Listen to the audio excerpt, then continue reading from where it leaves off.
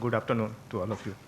And this statement by our Prime Minister summarized everything our commitment about the SDGs, which suggest and much of the India's development agenda is mirrored in the Sustainable Development Goals, and our national plans are ambitious and purposeful. Sustainable development of one-sixth of the humanity will be of great consequences to the world and to our beautiful planet. So that suggests shows our strong commitment to the SDGs goal. Now coming back to the studies goal, we in the Ministry of Drinking Water and Sanitation looks after the rural part of the country, providing them safe drinking water and the sanitation. So we are involved here in Swachh Bharat Abhiyan, and all those work we have done, it's a part of our mandate. So we have two sub-goals, that's,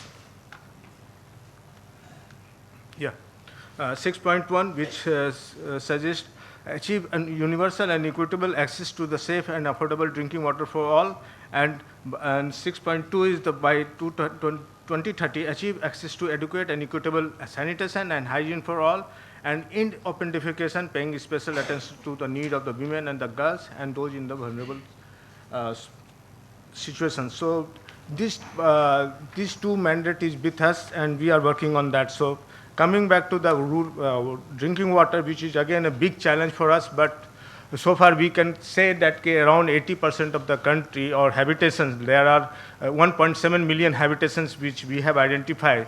And out of that, 80% we have been able to give them some water based on our norms of 40 LPCD, that is per day 40 liters per capita. So those within that criteria we have been able to have provide 80%. And of course there is also many parts which is where the very water starved area. So there is a big challenge still there.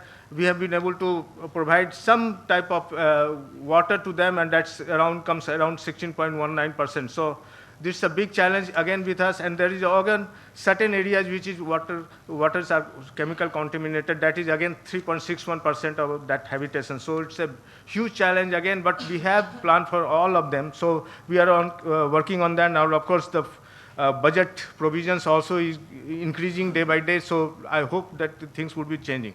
And again, the biggest challenge which we had is giving the piped water connections, and particular to the household where we are very low, and it is around 17%. So that's household connection we are trying to do, and hopefully, and we are, if you remember, the Prime Minister also announced in his independence speech about providing water to each household. So that's the work we are still in progress, and we are working on that. And maybe in a couple of months we will come up with some schemes to addressing that problems.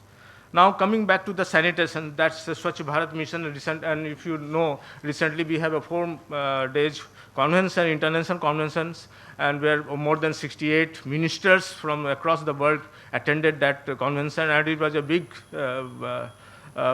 celebration of whatever the things we have done in recent years in Swachh Bharat Abhiyan.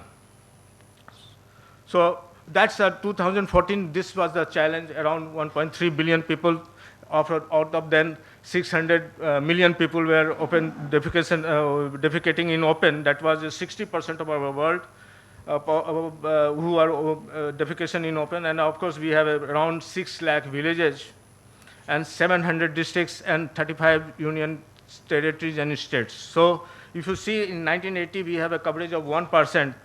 Those who are defecating in open, just defecating, no access to the safe sanitation.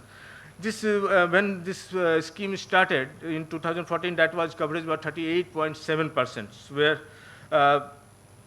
those people only have the household, those have a safe sanitation coverage.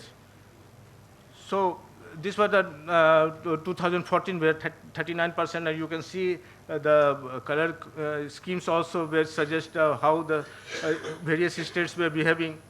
And then come the 94, now it's all green. So now, except for certain states like, of course, this is again a little bit, couple of days old figure, because now Madhya Pradesh has also become total green. So we have UP, Bihar, Odisha, and Telangana, which are the major states which are still, and of course Tripura. which we are again coming to the ODF status, but rest of the country has become ODF. So again, it's 94% we have already achieved the coverage. So in last 4 years, from 39% to 94%, it's all because of all the efforts made by the various states, the people at the ground, and it was a big efforts done by all of the stakeholders. So based on that things, we have been able to achieve this goal. And coming back again to the statistics, 450 million now have changed their behavior, and we are trying to sustain that behavior change, which is biggest. Providing toilets is not a big task, but using that, continues to use that toilets are biggest, and that is the behavior change. Our focus was only on the behavior change, and we worked on that. So far around 86 million toilets have been built, and recent survey suggests by QCI and the independent verification agency mandated by World Bank, where more than 90% of the toilets are being used also. That's a very encouraging figure we have got. And right now, more than 5,500,000 villages are ODF, and 529 districts are ODF, out of the more than 704 or something like that. And of course, 25 states have become ODF. So the impact, which is very important, and all the studies done by the various agencies has also suggested that the huge gain we are getting out of from this mission, which is SBM, around, WHO suggests that around 3 lakh diarrheal deaths have been avoided because once India has become ODF. And of course, BMGF also have said there is a lesser wasting and stunting because of this good sanitation. So, and IMF also suggests it's a safety of the women and the girls has increased, and the workforce participation also. These are all the direct and indirect impact which we are gaining out of this good sanitation which we have trying to achieve. And of course, we are saving each of the household because of this 50,000 rupees, which UNICEF has done some study, suggests that 50,000 rupees is being saved annually because there are less people are going to, falling sick or going to the doctor. So that's a big savings we have got in this. And what is unique about this, talking about the SBM, because in last 4 days also in convention, this was being discussed.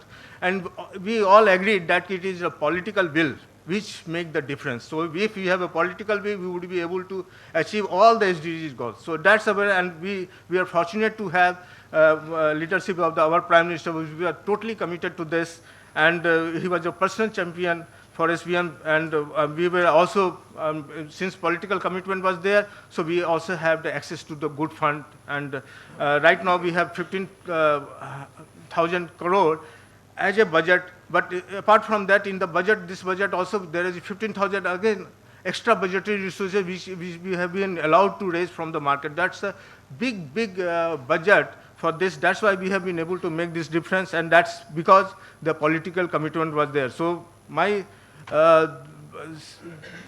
this is that if we have a political commitment from the highest level, then all the SDGs goal could be achieved. So that's the takeaway which we have got also from the outcome of the convention. So, and of course, we have been able to change the behavior, and we were prioritizing, and all this IC campaign, VCC, that behavior change campaign, all were targeted towards the behavior change, because it's an age-old habit, and it's really hard to change the habit overnight. So we have tried to strive, and that's making difference, and slowly you can see the change in the ground level. And of course, policy shift was toward the outcome-based, and of course, we are also doing verification if toilet is there or not. There is a level of protocol there. So we are also ensuring that things are sustained, and of course, it is an all-inclusive service delivery model, and that's all we are for this. Thank you.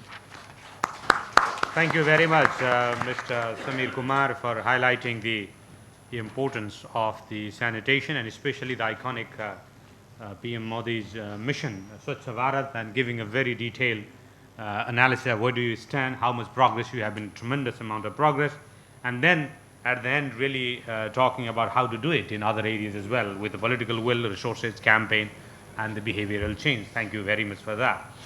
A lot to learn from here. Now I would like to move on to the next presenter from Maldives, Ms. Saad Aisat. Deputy Director General, Ministry of Environment and Energy. You have the floor, Madam.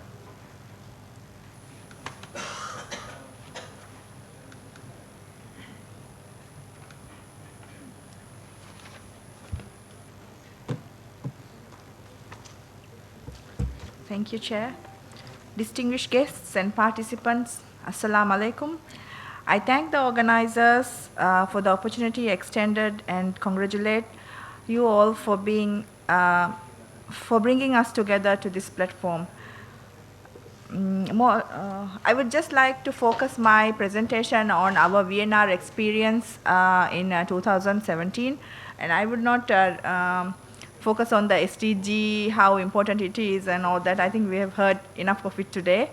And I wanted to call my presentation VNR for Dummies, but I think that might be a bit offensive for some, so I thought I'll just stick to being more formal.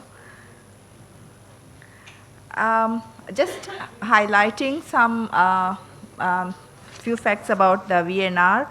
VNR is a voluntary state-led undertaken by countries with a view to accelerating the implementation of the SDGs.